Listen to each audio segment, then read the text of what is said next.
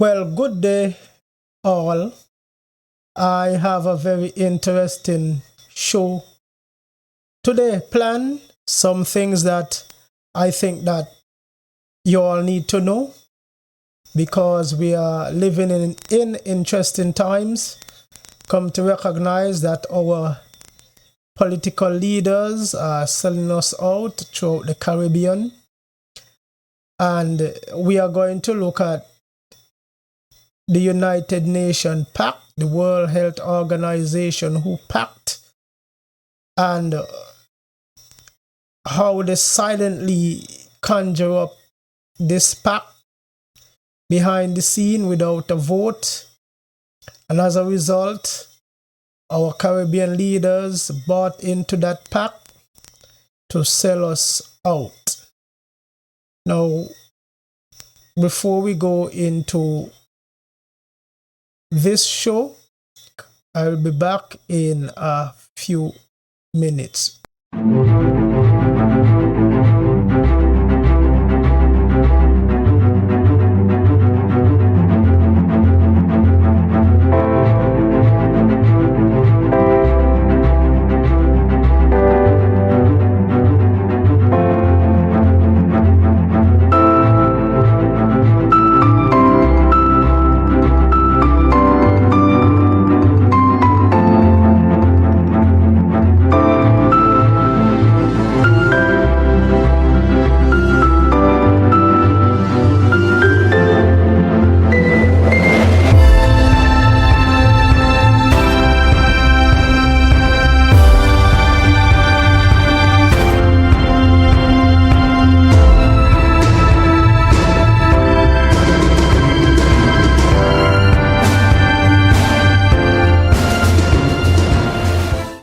Well, just last weekend, as I said, the United Nations conjure up this pact because they recognize it failed because many countries did not buy into it or vote for it. So they do it in a back room deal, and 197 countries bought onto it. And we're going to explain some about the pact. This is a pact that they're going to use health, one, to establish or to try to accomplish the sustainable development achievement that they were trying so hard to push by 2024, but didn't succeed. So they push it back to 2030. And because of that, they want to forcefully ensure this happens. So the World Health Organization, seeing the success of the pandemic, as Rob Emanuel said, don't let a crisis go to waste. And because of that, now they're going to use the health services where they can gather all information and data about you when you go to the hospital. And all countries have to comply in giving out all their citizens' information to the World Health Organization, UN. And if you do not comply or if you refuse to give your information or to participate in whatever the United Nations say or the World Health Organization say, you can be sanctioned or seriously punished. One of it is they can also freeze your bank account because they will have access to your bank account. These are things they have to give over: your social security, your bank account, your medical health. And our government signed on to that to give the United Nations the power, the authority, sell out their citizens to the United Nations. We just celebrated independence from Great Britain. Why our politicians selling us again under another organization? And we are going to look at some of that. And the first video I want you to see is from this gentleman out of St. Vincent. And he also make highlight of this, which he normally does that, and I want you to listen to what was said or what he mentioned. They signed something called the Pact for the Future. So they basically sold us out in the Caribbean. We never gave them authority to do this, but they did it nevertheless, because like I said last night, they're becoming very tyrannical in the Caribbean. These leaders are becoming very tyrannical. They sold us out. They signed this agreement called the Pact for the Future. What is the Pact for the Future?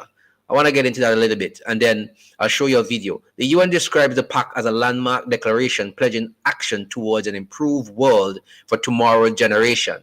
Sounds good, right? The lengthy text was adopted by 193 UNGA includes a pledge to move faster towards achieving the UN's Sustainable Development Goals and the Paris Agreement on climate change. It speaks of addressing the root causes of conflicts and accelerating the commitments on human rights, including women's rights. Sounds good. It includes 2 annex documents called the Global Digital Impact, dealing with regulating artificial intelligence, and the Declaration of Future Generations, which pushes for national and international decision-making to focus on securing the well-being of generations to come. If anybody reads this on the surface, it sounds very plausible. It sounds very, very good. But when you dig deep into it, it's not. Really, it's not. It's basically a controlling documents where nations are giving over their sovereignty basically to the UN to control whatever they want to control. It sounds like a conspiracy. It's not. You have to read the entire document. But someone broke it down very nicely. Dr. Sheridan Penny in a video. I'm going to play that video for you. The document sold us out. It sold us out. And I'm going to let you know how it sold us out. Listen to this video carefully. Listen to it. Listen to it good. Hi, everyone. This is Dr. Sherry Tenpenny, and I want to do a quick update about a document that got passed by the United Nations this weekend called the Pact of the Future document. It's 2 parts, one on science and technology and one about the youth and future generations. It is quite egregious, and it was done by a procedure called the silence procedure, which makes it a pact. And if no one objected, it is automatically adopted and put into the record as being completely adopted. This is the World Health Organization's runaround, or end around. Since they were not able to get the World Health Organization treaty passed, they decided to take it to the General Assembly. And it is even more egregious than what the World Health Organization was wanting to get passed. Let me just read you something really quickly about what is inside of this pact that is now being accepted by 193 nations around the world and equally open-armed accepted by our current administration. Everyone, it says that this is the power structure, fully digital and maximized for the control of the masses. Everyone will be expected to have a biometric digital ID that marks them not just as citizens of an individual country, but as a global citizen. So anytime you hear global citizen or anytime you hear sustainability, think that this is an egregious thing that's happening at the level of the World Health Organization and the United Nations. Anyone that has a dissonant opinion will be labeled as misinformation, disinformation, or malinformation and memory hold. Perpetrators for unapproved information will be fact-checked and punished by the system, which will be operated and enforced by artificial intelligence. Punishments will include being locked out of one's bank account, being unable to make certain purchases, unable to get on an airplane, on a subway, drive on public roads. This is the future, according to the world's self-appointed overlords at the United Nations.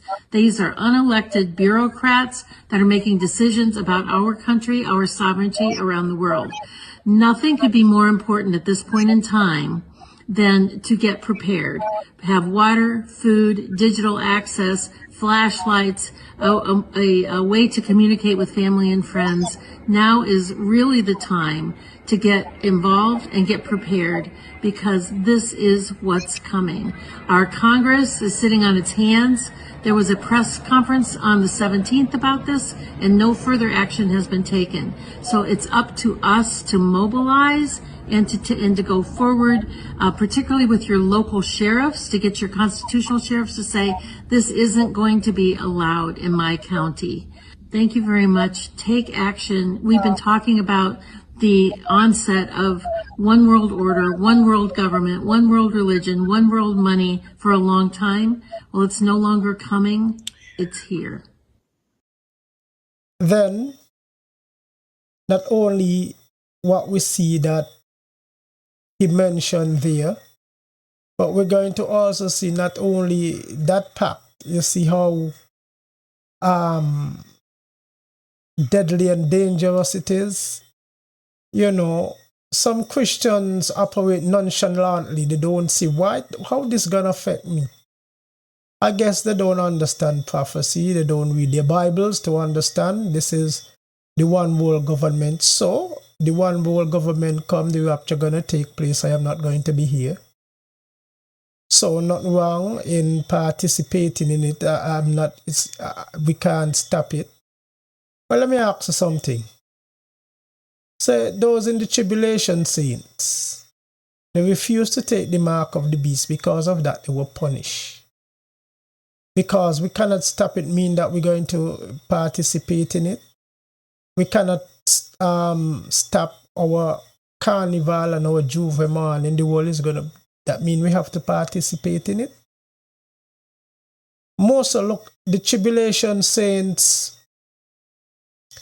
their resistance to the dictates of the Antichrist and the one world government, the Bible said that will determine who is true and who is false. Now, if they, during the tribulation period, have to resist, what about us? Because I tell people, it's the one world government, it's the Antichrist system against Christ. So why should we participate in something that is against Christ? The perfect of prophecy, yes, we cannot stop it, is to warn us and to tell us what is going on and to warn others so others will come to know the Lord. And it doesn't mean that we have to participate in it, something that is anti-God. Now, with that said, there are some things that I need to address, that you need to know. I'm sure you heard of the World Economic Forum. And as a result of that, the World Economic Forum, which normally hosts the annual meeting in Davos. And as a matter of fact, what we talk about here, what the United Nations is doing, they got their cues from the World Economic Forum. Well, the World Economic Forum is some businessmen and politicians, especially businessmen, top businessmen all over the world form this economic forum that they come and discuss stuff. But they are the one want to manipulate the world and dictate the world, so they come up with these ideas and they're forcing and encouraging nations to accept them, particularly the United Nations. Then they enforce them because these rich elites wants to dominate the world, tell the people of the world how to operate, what to do, because they have the power. So the World Economic Forum, they came up with some things that called ESG. And ESG stands for environment, social, and government. Now they're going to use this to judge you. You know, today you go to the bank, you have what you call your credit score. And that credit score will determine if you could get a loan, if you could borrow or anything like that, because your credit score, based on your credit score, it will reveal your ability to obtain these privilege such as loans and so on. But with ESG, what they're doing, they're going to, instead of a credit score, they're going to score you on ESG. How you react to the environment, how you react socially. And socially does not mean, getting along with people. They want you to accept things like homosexuality, LGBTQ, ABC, MAB gang. They want you to accept transgender. And if you don't accept these things, they could monitor your social behavior and how you use the social media, Facebook, WhatsApp, what you listen to, what you watch, what you post, even, so all these things, they're going to monitor your behavior. This will determine your ESG and governance, how business govern themselves, how countries govern themselves based on their dictates. And if you have a low ESG score, it simply means they can freeze your account for a certain amount of days until you participate in accepting what they want you to accept. And our government sold us out. I want you to listen to this clip on ESG. Today on the newscast, the Great Reset, how the push for global government and a digital currency is growing, and why 2030 is such a pivotal year for this sinister agenda. That's coming up.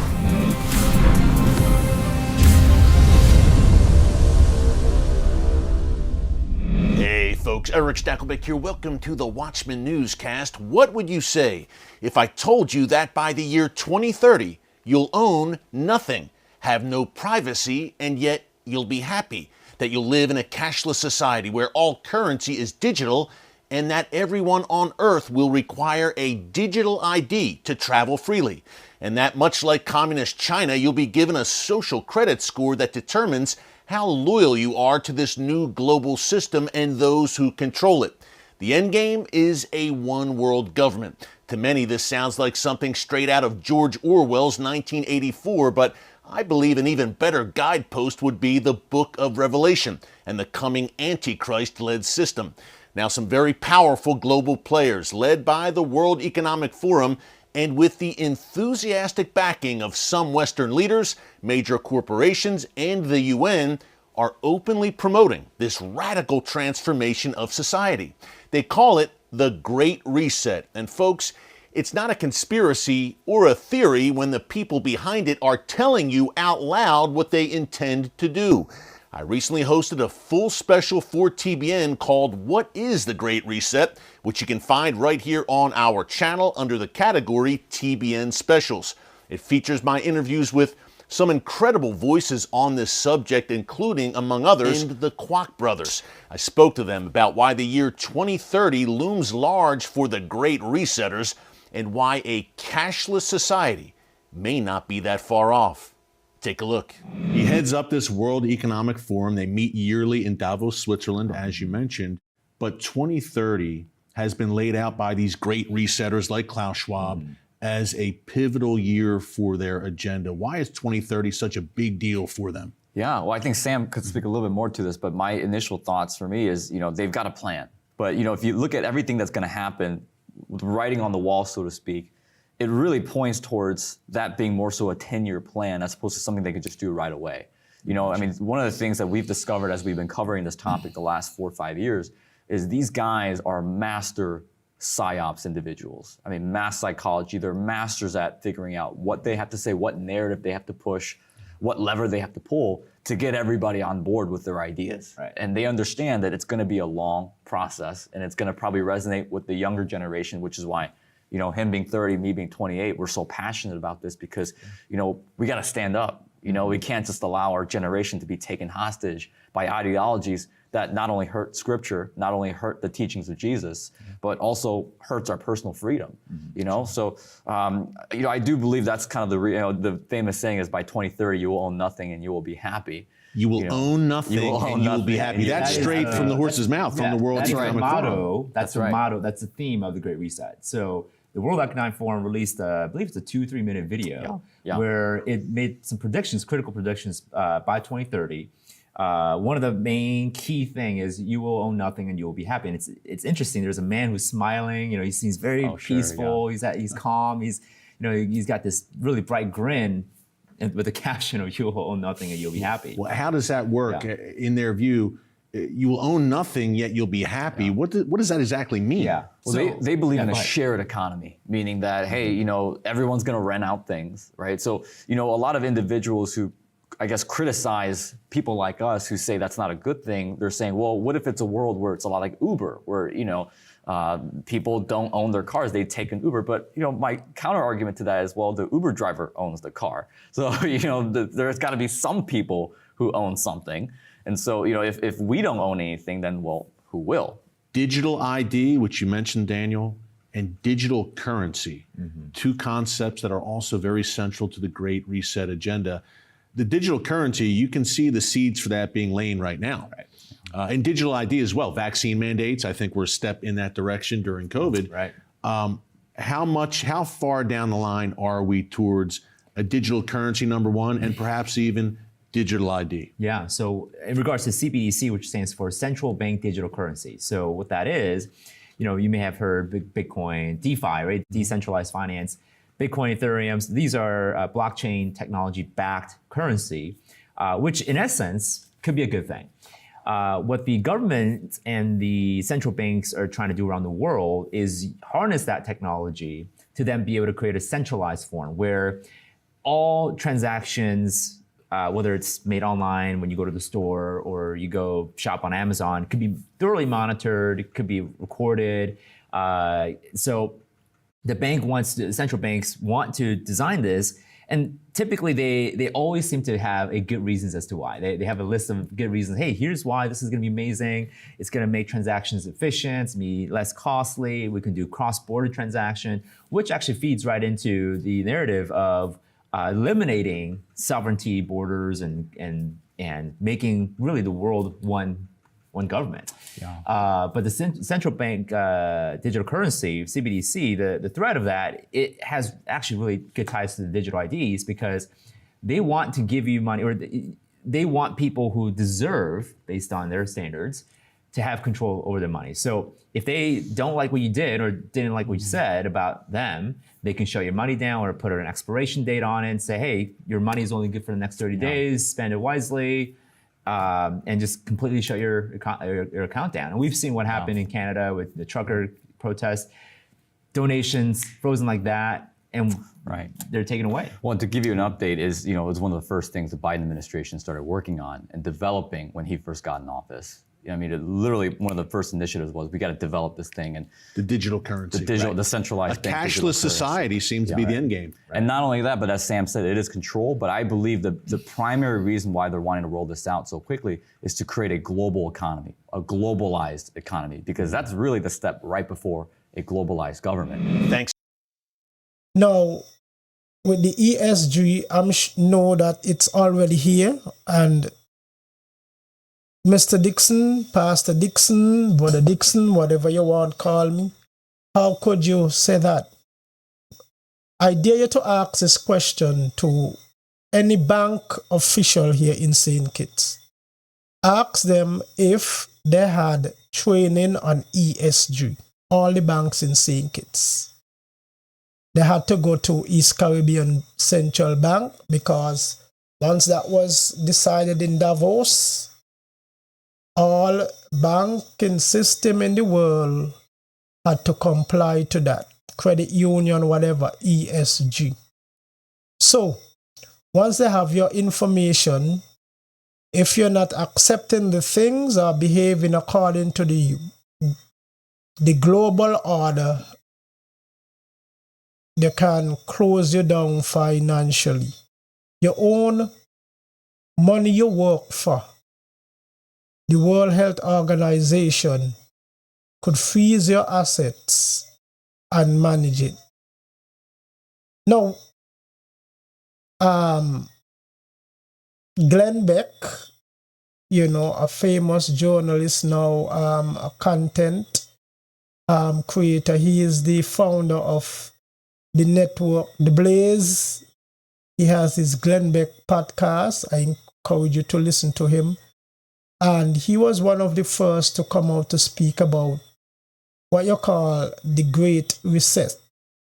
So I'm going to let you listen to what Glenn Beck has to say about ESG. As a matter of fact, he wrote 2 books on the matter, and I will encourage you all to look at these books. One, The Great Reset, and the last one, The Dark Future, explaining it's like part 2 of The Great Reset, showing you that it is right here. Now listen to this video and then we will comment after. How would you describe what I said ESG scores were going to mean in the banking industry? ESG, environment, governance and social justice, right? That's the ESG, what they stand for. And the basic concept, and I know you go into much more depth on this in your new book, The Great Reset, which is coming out in January. But in the I'm looking for a general, what your take is on that. Basic concept is being a profitable business is not enough. You need to hit these standards that make the world better by their view. And the ESG standard is like basically going to give you a score. Do you do the things that essentially the left wants you to do with your business or even in your personal life? So if you are, for example, buying a gas guzzler car, your ESG score would be lower. If you're donating to anti-LGBTQ causes, you would be seen as that would be a negative in your ESG score. And so these things would punish you, and maybe you would get rejected by banks. Maybe you wouldn't get the loans, the banking services you need. Maybe you get higher rates. That's crazy. That's it. That's it. But remember, that's crazy. Because I said this about Merrill Lynch. Merrill Lynch is now posting ESG scores. Your ESG score. Did you know you had one? Posting it? Posting it. What does that mean, posting it? Posting it. You go sign into your Merrill Lynch account and you will see your ESG score. Oh my God. Based on what you are investing in. Okay? So if you want your ESG score to go up, you better reallocate some of the money and get out of some of these brown industries. Right. And then you get this thing that goes on where people now will start lobbying to have positive ESG. This is happening with nuclear energy right now, where they're trying to get nuclear energy to be a good thing for your ESG score. Because it is, at least for the environmental part of that, no emissions and everything. And they want to develop new nuclear energy, but they can't do it until they get this ESG score, this stamp of approval from the ESG masters. Okay, so back in March, I said Merrill Lynch had put this up, and they were going to use this now to start judging you. Merrill Lynch and Bank of America responded immediately, the fastest response to anything I've ever seen in anything we've ever done. It was an immediate response. And they said, many of our self-directed clients have expressed an interest in applying an ESG lens to investment opportunities. And I'll define ESG lens in a second, but a lot of clients say they want to look at investments that they're considering making and looking at them through the lens of environmental, social, and governance information. And this is just to help them assess the opportunities and the risks if they want to. It's completely optional. These ratings are available. Not everybody uses them, but they have absolute no impact on any individual's credit or the ability to access any of our other services at all. Okay, that was back in March. Now that's Bank of America. Let me give you this story from Citigroup today in Bloomberg. Citigroup will eventually expect borrowers to have a credible plan for measuring and reducing their carbon footprint as part of the bank's pledge to achieve net zero greenhouse gas emissions. So they have made a promise to the globe. I promise you, that we're gonna have zero net emissions on all the loans that we make. We will not hurt Big Blue. We're not gonna do it. Who loves this earth?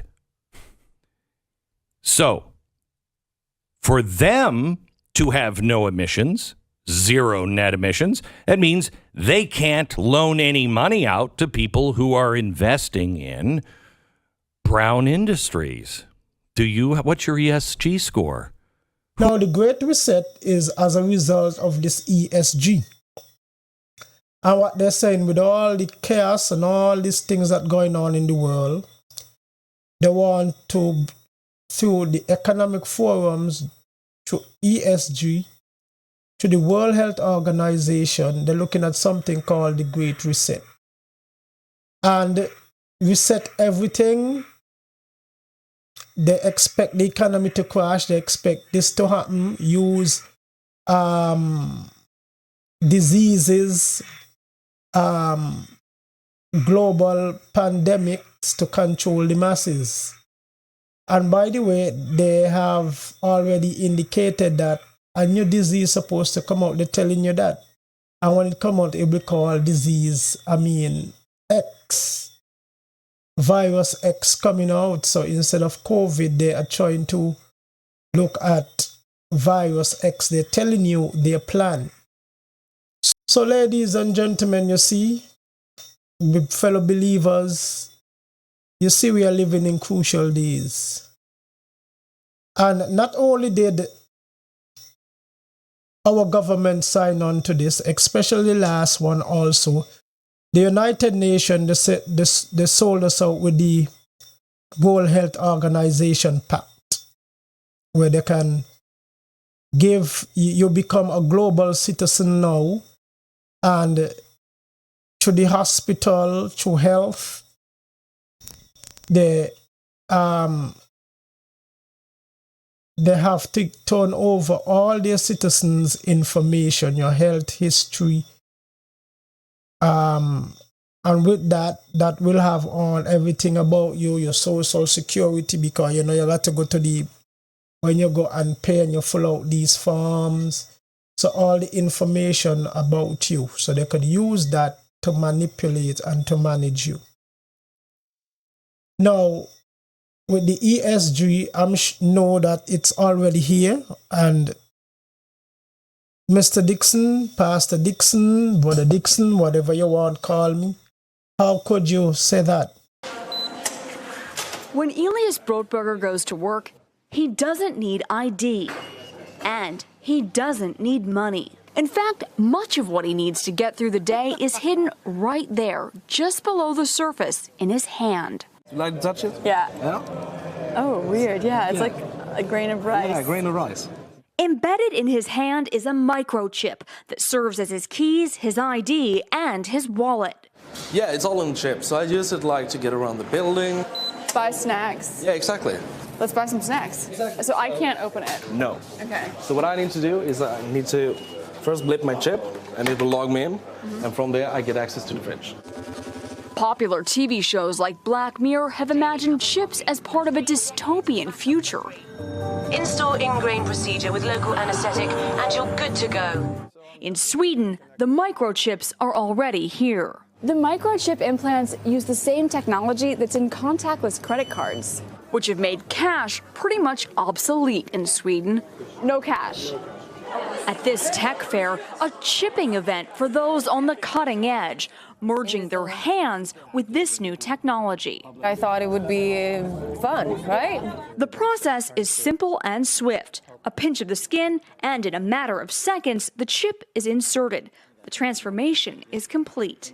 As for the pain, I barely felt it. But even in this nation of early adopters, not everyone is racing to get chipped. Feel less human. I will feel like a robot. I think, it's so much more data can go into this, when it's in your body. There's no central registry tracking how many people are chipped, but biohacker Hannes Wellblood estimates between 5 and 10,000. In the future, do you think everyone is going to be chipped? I think it'll be voluntary, but I am certainly convinced that millions of people will find it very, very valuable to have a smart device under their skin. Human microchipping may be our future, but in Sweden, it's already reality. Sarah Harmon, NBC News, Stockholm. So, once they have your information, if you're not accepting the things or behaving according to the global order, they can close you down financially. Your own money you work for, the World Health Organization could freeze your assets and manage it. Now, that's hard. We did not elect them to go to the United Nations, buy fiat and sold us out and expose and give away all our their citizens' information. That is not so. We are a nation. The United Nations only exists to participate in certain things, not to dominate country. We are independent country. We are a nation. We are not global this and a global that. Here it is, we have to vote in our leaders, but our leaders soling out our information to a higher order to control us. That is not democratic. It is not right. Christians, we need to wake up. Stop preach these pie in the sky messages. God is good, God is great. Yes, God is good, God is great. It is time now to start to get serious. The game is on. The game is on. We lift our hands. Holy, holy, holy, how we love God in emotional situations. But when it comes time to be tested and to stand up, we don't want to stand. The World Health Organization is rushing to finalize a new agreement to prevent and combat future pandemics. But several lawmakers say the U.S. should not be a part of this new accord. They say that the WHO is infringing on the rights of American taxpayers. They add most of the input is coming directly from China. Capitol Hill correspondent Eric Rosales explains. Good evening, Tracy. The World Health Organization has spent months working to create the world's first pandemic treaty. It's designed to help countries prepare for Disease X. That's the name of the next global outbreak. The WHO's Director General says countries banding together to prepare is essential. That agreement can help us to prepare for the future in a better way, because this is about a common enemy. And without a shared response, starting from the preparedness, we will face the same problem as COVID. But Republican lawmakers and others warn the treaty is an international power grab orchestrated by China. Pro-Life Caucus co-chair Congressman Chris Smith believes U.S. tax dollars would be going towards abortions. Abortion has been included in the WHO documents as essential health services. Article 6 of the agreement calls for the continued provision of essential health services, which includes abortion on demand. There is absolutely no ambiguity here. But it would suggest that people are on the same plane with planets and animals, whereas we could see WHO declaring a pandemic over climate change, elevating the planet above people. The treaty will also require digital IDs to see if people are sick or even vaccinated, a sort of tracking system. Access health care, travel, have a bank account, shop online, pay your taxes, vote. Basically, these digital IDs, once installed, are going to control every aspect of everybody's life. The World Health Organization is really overstepping their boundaries. Without a doubt, this is a very, very serious misuse of authority. It's all being done in a way that does not give governments, including the United States government, the ability, if it's passed, to really have a say. The final text of the treaty is likely to be presented in late May. Now, some lawmakers question whether the Biden administration will submit the treaty to the Senate for ratification or enact it through executive order. The House recently passed an appropriations bill that would defund the WHO completely. At the Capitol, Eric Rosales, EWTN News Nightly. And so our leaders in the Caribbean, even here in St. Kitts, because I saw them, they went. These are things you need to come back and explain to your citizens. Don't expect us something happen when we realize, oh, we pass it. Who passed it? Did you speak to us, or you just went up and signed a paper? We did not elect you all for that. These are things you bring back to your citizens discuss it, and then decide. Not just hand over people information like that. It is not right. But the next thing I want us to look at is also at the United Nations, our Caribbean leaders sold us out again. It seems as though for some reason they have this pro-Palestinian affinity. They are throwing Israel under the bus, and they're saying that we in the Caribbean approve resolutions to support Palestine and the Palestinian state. And you know, see Prime Minister Modi of Barbados, look at how she castigate Benjamin Netanyahu. As the book of Samuel says in the Bible, Netzach Yisrael lo yishaker.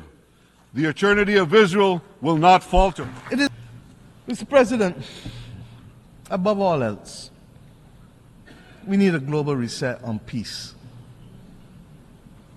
There needs to be global peace. And those of us who are old enough would have recognized that there are peaks and valleys as it relates to this issue of conflict. There are few areas where the world is more in need of the United Nations acting as the United Nations to secure the objectives of the Charter than in the area of peace and security.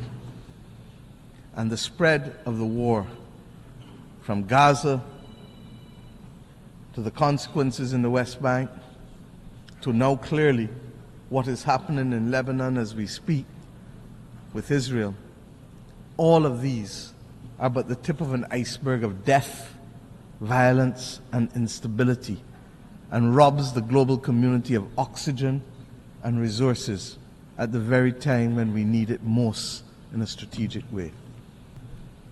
Unless we address the root causes of these wars, one by one, and the manners in which they are being sustained and financed, we will never know anything else other than war and rumors of war in these theaters. The transmittal of these scenes of horror in real time into people's bedrooms, into people's living rooms, will trigger two extreme reactions, neither of which are acceptable to us in the third decade of the 21st century. We will either get the desensitizing of ordinary people to the loss of lives, especially those of innocent children and women on the one hand, or we will get, on the other hand, the anger and inclination for vengeance that it spawns necessarily. We need peace. And it cannot be too difficult for us to work for peace.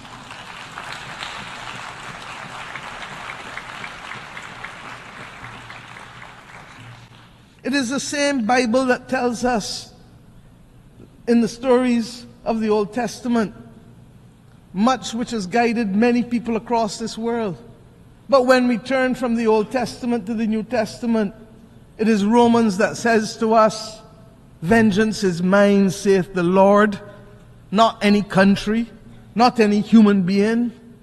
So that the Bible can't be used as a convenient aid when it suits us and rejected when it doesn't. In the midst of this maelstrom, we were very clear. My country took the step this year of recognizing and establishing diplomatic relations with the state of Palestine, in spite of having supported a two-state solution since 1969.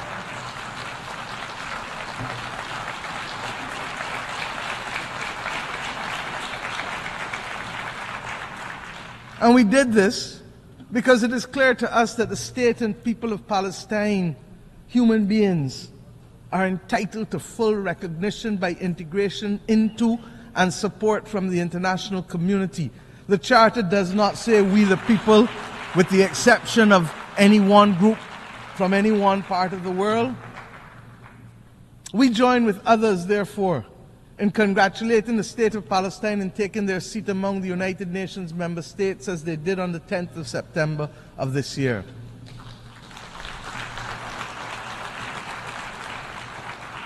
And let me be clear, we condemn the actions of Hamas on October 7th. But we equally and strongly deplore the humanitarian catastrophe in Gaza, which is the result of the disproportionate use of force by Israel. There is no justification for it. And that is why treaties exist governing the rules of engagement for war. Because we as human beings learnt better and know better and committed to better.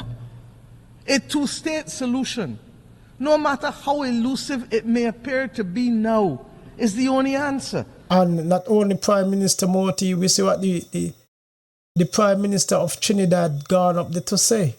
How else are we to describe the killing of over 200 UN staff members, the highest death toll in United Nations history? The question remains, if innocent civilians, including women, children, and United Nations staff, were being killed at this record rate in the developed world, how would the world's big powers have reacted? Not likely with euphemisms and platitudes.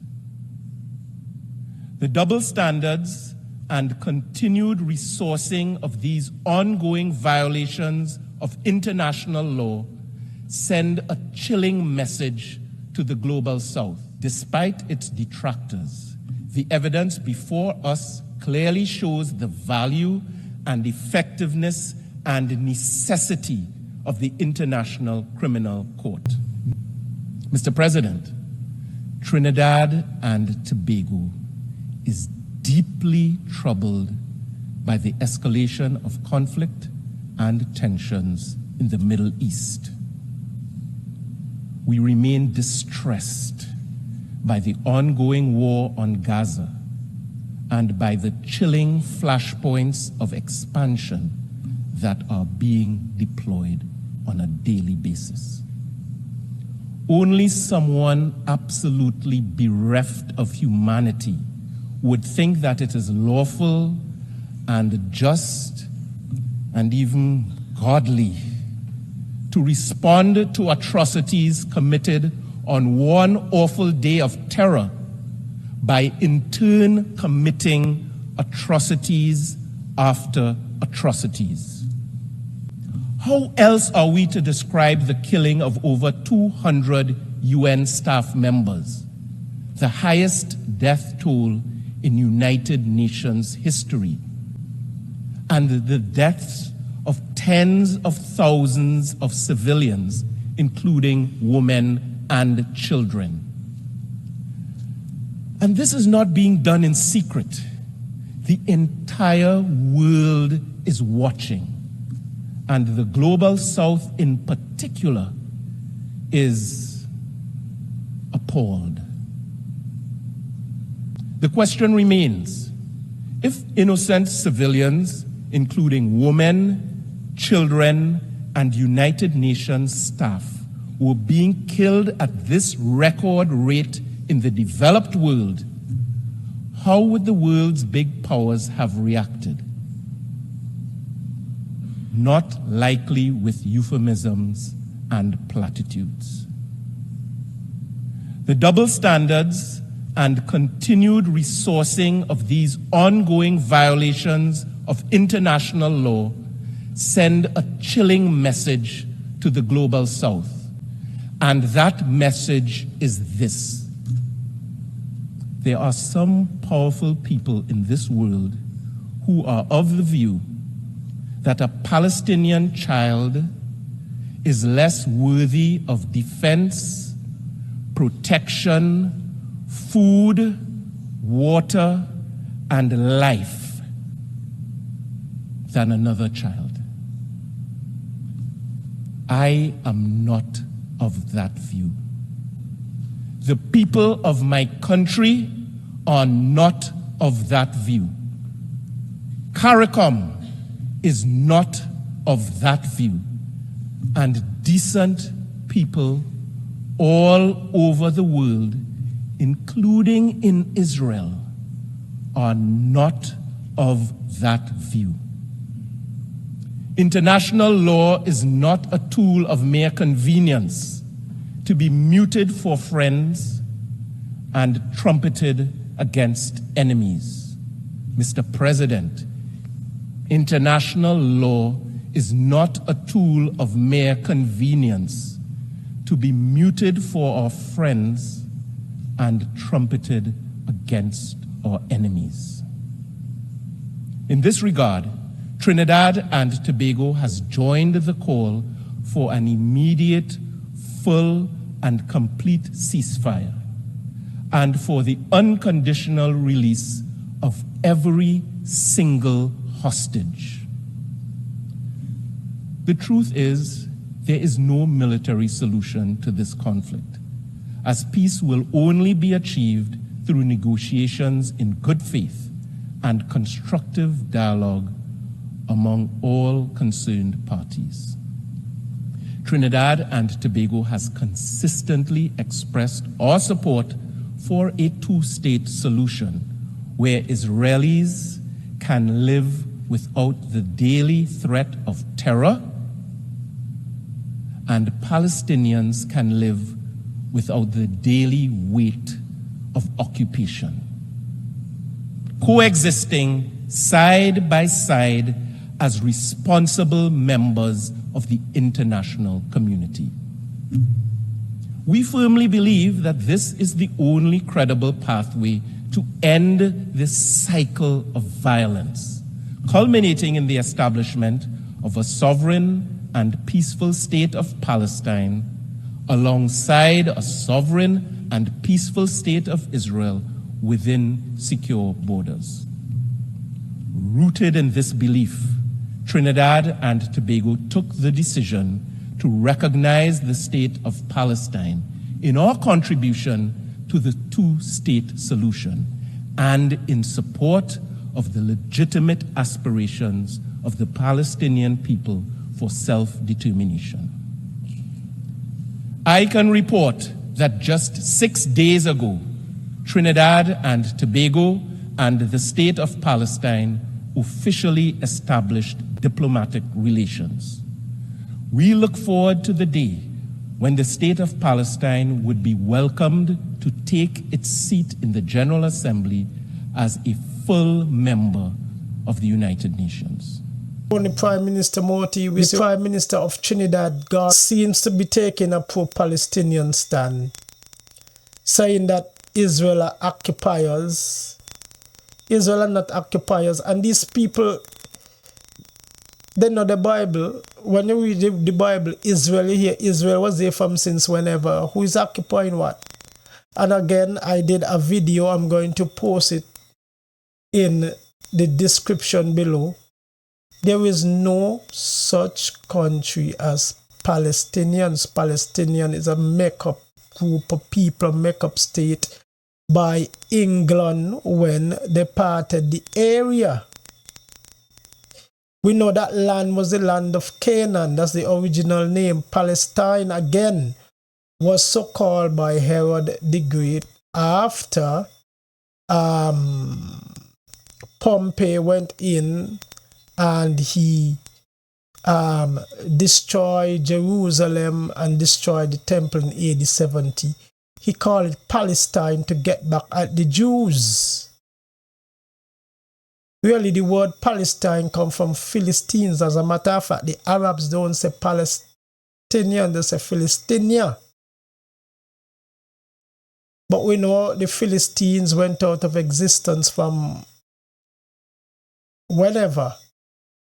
And what we have in there is not Philistines, they're not descendants of the Philistines. These are people who came in from Egypt, from Saudi Arabia, and from Lebanon. As a matter of fact, there's no such country that exists before named Jordan. Jordan was just a made-up country also. That was one of the agreements. The land that belongs to Israel. For peace sake, Israel gave it up. For peace sake, Israel gave a part of Gaza. But the people in there are originally people from Lebanon, Arabia, and Egypt. They have no connections to the Philistines or the Canaanites who live in the land there. And we know all that land from biblical time is nation of Israel. So what occupying they're talking about? What occupiers?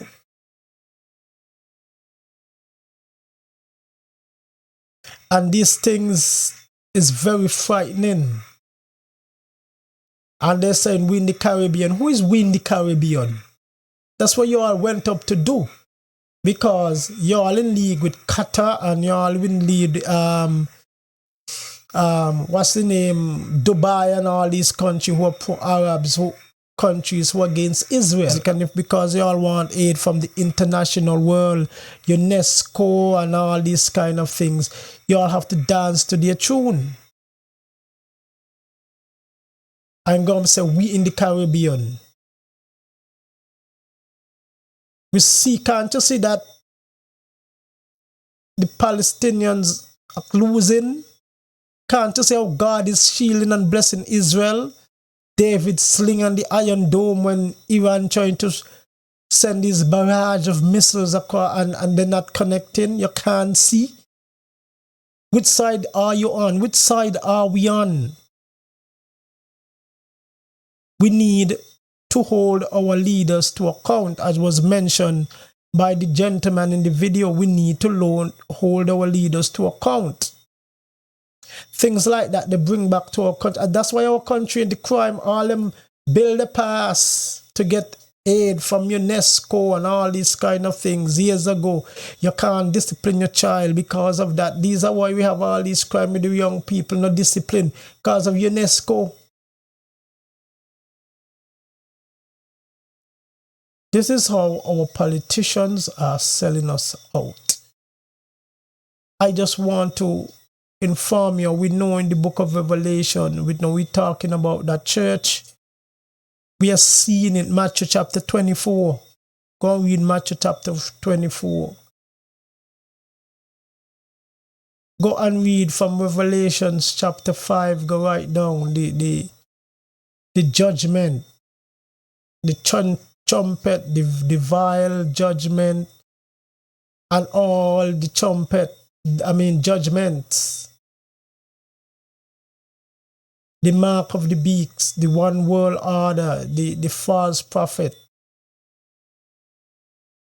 And all these are geared towards Israel. They're going to attack Israel, but Israel will win. You see, and Israel is fighting a war on 7 fronts and still winning. You see, just tonight we see how they destroyed the top leader of Hamas. Think it's Anwar his name. They just killed the top leader of Hamas. Iran is frightened because Israel is going to give them a hard blow for the barrage of missiles they sent to them about a week and a half ago. And Israel, Israel going to hit them hard this time. Israel is not going to play this time. And they're frightened. So, which side are we on? And not only Prime Minister Moti, we see what the Prime Minister of Trinidad gone up there to say. When you look in the crowd, you see our Kitishans and the Vision representative there. And all of them is in agreement. And we need to hold them account. We need to find out what's going on. We need to find out what is going on.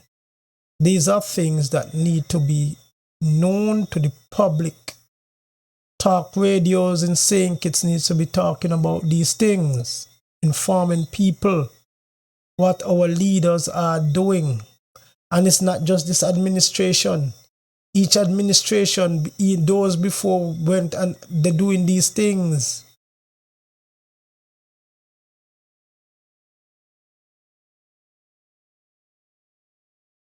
But church, we see Christ is coming soon. He is at the door. At any time, the rapture can take place because we are living in interesting time. I always tell people, if you want to know if the Bible is true, look at the nation of Israel. And two-state solution is not going to work. It's God already said it's not going to work. Because these people don't want peace. So much time Israel tried to give them peace, they don't want it. They're attacking Israel, so Israel's supposed to take it. Israel is fed up. And we say, yes, innocent life. Why don't you talk to the Palestinians and ask them why they choose terrorist group like Hamas and those in Lebanon, Hezbollah, to govern them? They get the government they deserve. Don't blame Israel. Blame their government who is causing them to get into problem. And they're supporting these government. They get what the government they deserve. Don't blame Israel. Israel is defending itself. But they're voting these people who are causing havoc for their own citizens. That's their fault. That's not Israel's fault. Israel got to defend itself. If you have terrorists attacking you, you give up land. You do this before and still after a while you're going to get fed up. Israel is fed up. They get, invasion and rape that they did last October. Israel just had enough. And when we look at them, we should be glad. You can't just see that Israel is bringing on all these terrorists in those countries and Iran and all these. But you see again, we are getting our bread and butter from Qatar and from these Arab nations, Dubai, that is anti-Israel. So we got to go up there and speak in support of them against Israel. Genesis 11:12, I will bless them that bless you. I will curse them that curse you. Let me tell you something, why America is successful? Because they're the only nation because of their stance with Israel. And I said before, if you want to see a curse Israel, you see what happened to us. Leaders, do not sell us out. Do not sell us out. Well, you already did. You already signed these contracts. So citizens, let me tell you something. All your information is going to the United Nations and they're going to dictate to us what to do. Our government one day will just be a figurehead, a puppet to the United Nations, to the World Health Organization. We need to call them to account. So we see all these things, the one world government. We see also the affinity of the Caribbean islands towards the Palestinians and Lebanon. And it seems as though Iran and all these things. Everything is coming to play. As I said, I did a video before explaining the Palestinian conflict, the Israeli-Palestinian conflict. I am going to repost it. I am going to put it in the link below. Please, please go and look at it. I'm going to re-air it and repost it. We are living in interesting times. People, wake up. Let's hold our elected official to account that we elect them, and they should not just go and sell out our sovereignty, our sovereign freedom to no world order to govern us who we cannot control. We did not vote them in, that they don't represent us. That's too much power. Stop betraying your citizens, please stop. Church, it's time to bang the pulpit, start to preach on these things. These God is good, God is great messages, yes, they have the place. But hey, let's get down to serious business.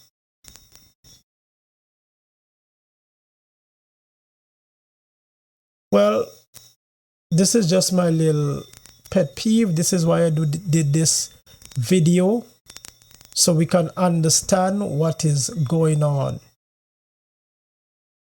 Peace out. Next time, as I said, you will see the information on the previous videos that I did, the Russia-Ukraine war, and also who the land belongs to. And remember, if you like the content on this YouTube channel, Facebook channel, whatever, please remember to like, subscribe, share, friend. If you want to donate, I'm going to give you the information where you can donate right now using mobile banking. But later on, you're going to be able to go straight and donate online using cards and so on. And again, we need to keep our eyes open. I'm just a watchman on the wall, trying to warn us, the little flock here in the Caribbean, what is going on. Have a blessed day and a blessed week.